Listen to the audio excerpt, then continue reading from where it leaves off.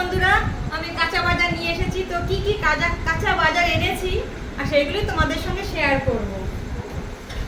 প্রথমেই আমি বের করেছি কচু গাছ। এই যে এক এক করে সব তোমাদের কাছে শেয়ার করব। তারপরে এটাকে কি বলো? চিচিঙ্গে।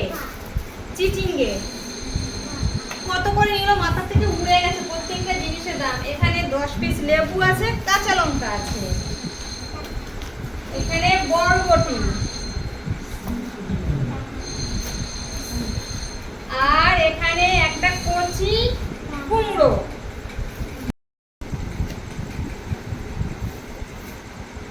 এই যে এনেছি টমেটো, কাঁকরোল এনেছি, আরো এক এক করে সব বের করব।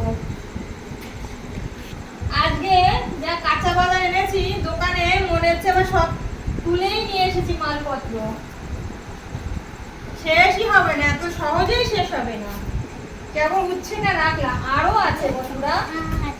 রসুনের শ নিয়েছে 30 টাকা করে। এখানে 300 রসুন আছে, 3 3 90, 300 রসুন।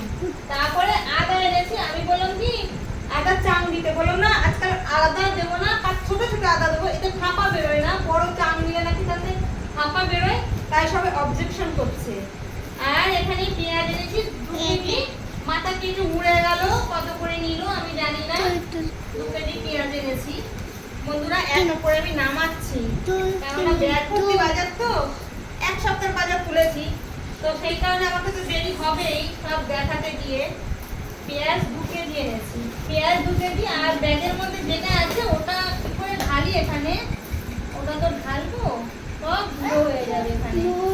এই হচ্ছে কাঁচা বাজার। আর এইটা এনেছি চন্দ্রমুখী আলু, এই যে 10 কেজি, না 10 কেজি না, ভুল বললাম, 5 কেজি চন্দ্রমুখী আলু।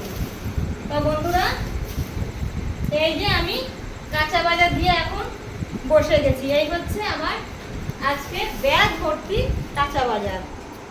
তো বন্ধুরা কেমন হলো আমার কাঁচা বাজার তোমরা অবশ্যই কমেন্ট করে জানাবে।